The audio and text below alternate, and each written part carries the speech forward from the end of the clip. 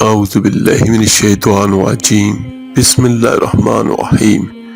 السلام علیکم ورحمۃ اللہ وبرکاتہ۔ میرے عزیز بھائیو بہنوں اور بچوں، سب سے زیادہ اللہ کی مخلوق میں سے افضل ترین مخلوق انسان ہے، اور اللہ تعالیٰ فرماتا ہے کہ ہم نے آدم کے بیٹے کو کرامت عطا فرمائی اور فضیلت عطا کی۔ تو جو آدمی میرے عزیزو بڑا ہوتا ہے اس کی ذمہ داریاں بھی بڑی ہوتی ہیں، تو باقی ساری مخلوق کے حقوق انسان کی ذمہ داری ہے، کیونکہ اللہ نے اسے اشرف المخلوقات بنایا، اور کیونکہ اللہ نے اس کو بڑا بنایا تو جو اس سے چھوٹے ہیں ان سب کے حقوق بھی حضرت انسان نے ہی ادا کرنے ہیں۔ ان تمام حقوقوں کے اندر ایک حق ہے جانوروں کا، چوپایوں کا، بے زبانوں کا۔ میرے آقا کریم صلی اللہ علیہ وآلہ وسلم نہ صرف انسانوں کے بلکہ آقا کریم صلی اللہ علیہ وآلہ وسلم پوری کائنات کے رسول ہیں۔ فرمایا میرے آقا کریم صلی اللہ علیہ وآلہ وسلم نے، میں ساری مخلوق کا رسول ہوں، کہ میں اللہ کی ساری مخلوق کا رسول ہوں۔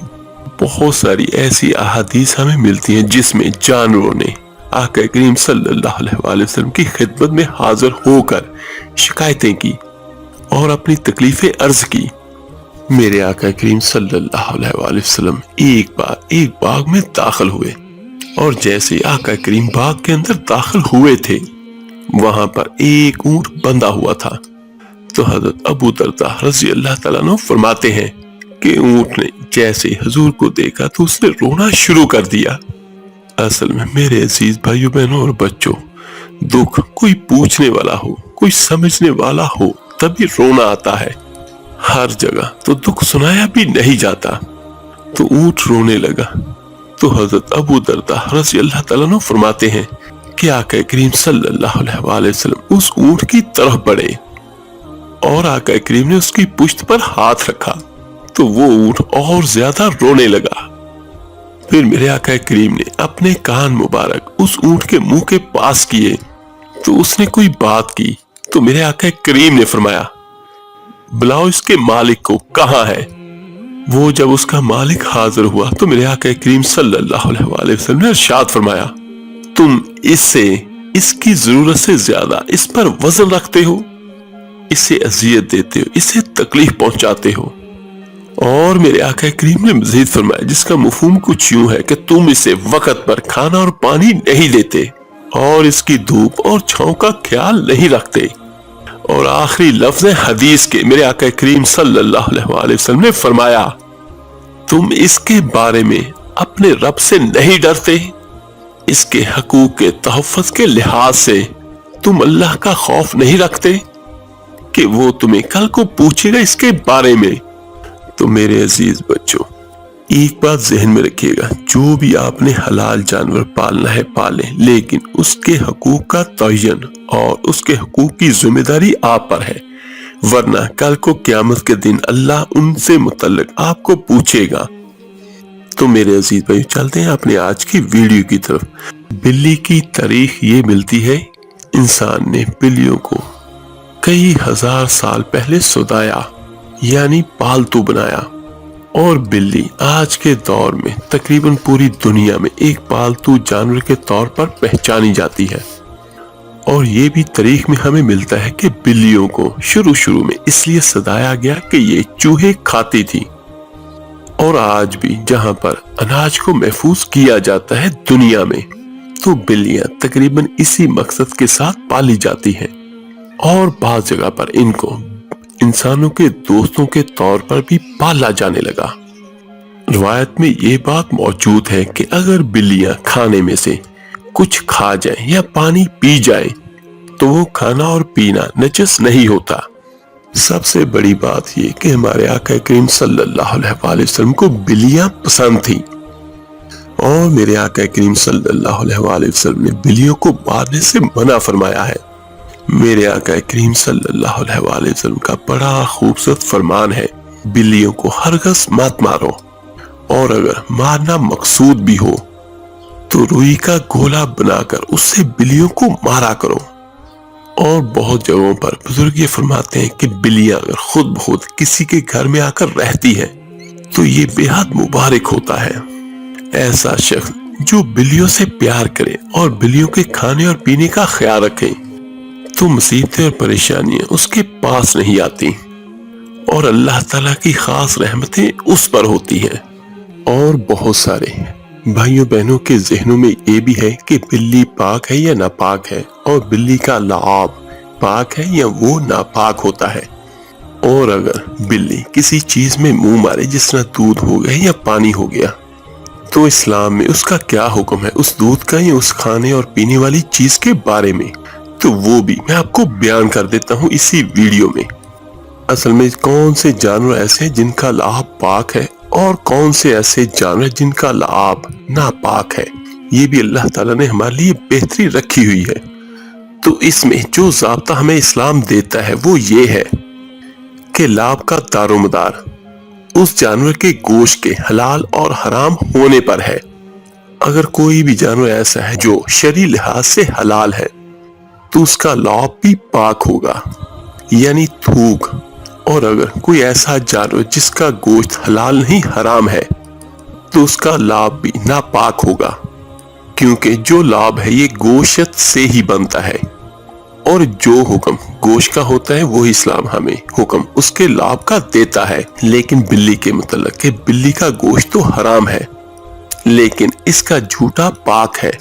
تو اس کی وجہ کیا ہے وہ میں آپ کو بیان کرتا ہوں کہ ہمارے آقا کریم صلی اللہ علیہ وسلم وضو فرما رہے تھے اور ایک بلی حاضر ہوئی، تو میرے آقا کریم صلی اللہ علیہ وسلم نے وضو کا پانی اس کو پینے کے لیے دیا۔ اس نے پانی پیا اور وہ چلی گئی، اور ہمارے آقا صلی اللہ علیہ وسلم نے اسی پانی سے وضو فرمایا۔ اور جب کسی نے پوچھا یا رسول اللہ صلی اللہ علیہ وسلم آپ نے بلی کے جھوٹے پانی سے وضو فرمایا،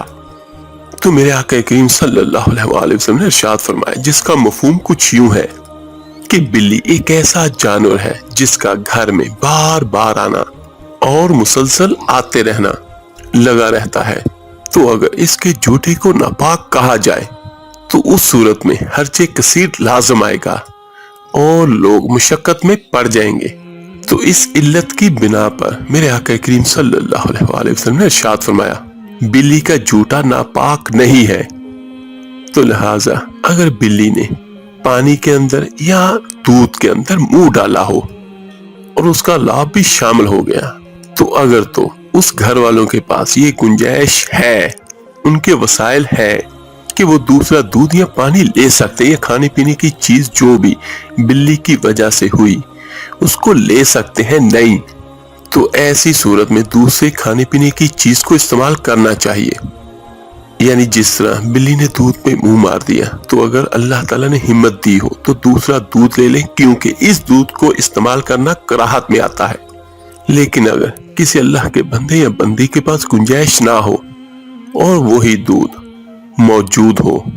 اور دوسرا پانی موجود نہیں ہے، تو ایسی صورت میں اس پانی کو استعمال کیا جا سکتا ہے۔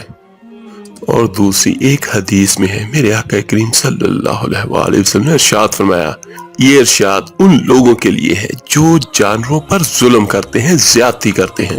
میرے آقا کریم صلی اللہ علیہ وسلم نے ارشاد فرمایا میرے اوپر جہنم کو پیش کیا گیا اور میں نے جہنم کا ملاحظہ کیا، اور میں نے وہاں پر ایک عورت کو دیکھا، اس عورت کی ایک بلی تھی، اس بلی کی وجہ سے میں نے اس عورت کو عذاب میں جہنم میں دیکھا، اور کیسے بلی کی وجہ سے اس کو عذاب ملا۔ اس کا مفہوم کچھ یوں ہے کہ میرے آقا کریم صلی اللہ علیہ وسلم نے فرمایا کہ اس نے بلی کو باندھا ہوا تھا، اور نہ وہ عورت اس بلی کو کوئی دودھ دیتی تھی اور نہ ہی کوئی چیز اس کو کھانے کے لیے ملتی تھی، اور نہ ہی وہ عورت اس بلی کو چھوڑتی تھی کہ وہ زمین کے کیڑے مکوڑے کھا کر اپنے پیٹ کی آگ بجھا سکے، حتیٰ کہ وہ بلی بھوک کی وجہ سے مر گئی۔ میرے آقا کریم صلی اللہ علیہ وسلم نے فرمایا بلی کی اس مالکہ کو جہنم کی آگ میں جلستے ہوئے دیکھا۔ اور عمر بن عامر الخزاعی، یہ بنو خزاعہ کا شخص عمر، اس اس کو میں نے دیکھا کہ وہ اپنی انتڑیوں کو جہنم کی آگ میں دھکیل رہا ہے، اس کی انتڑیاں نکلی ہوئی ہیں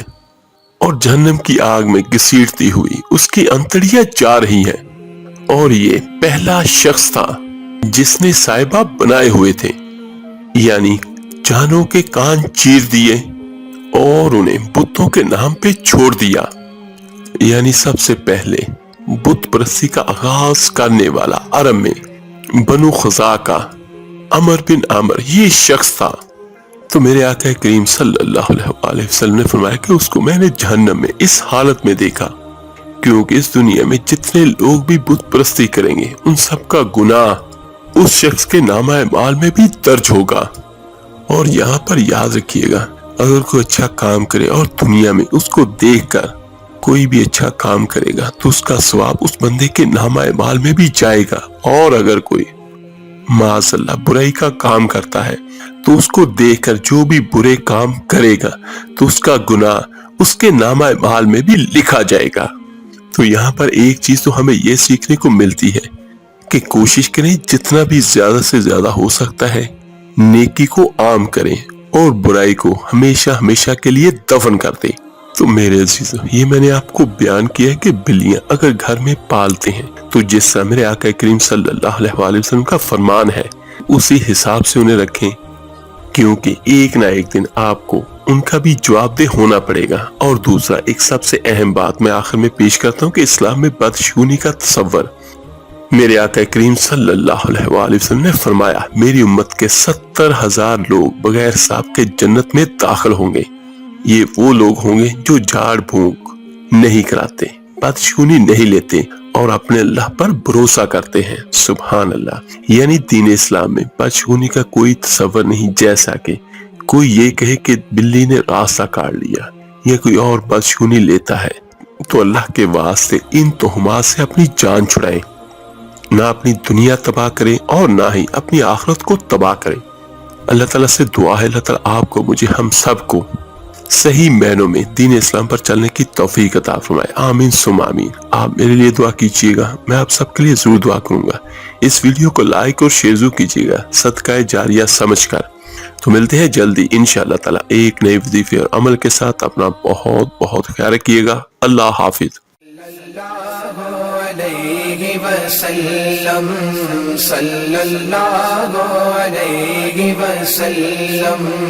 ابر کرم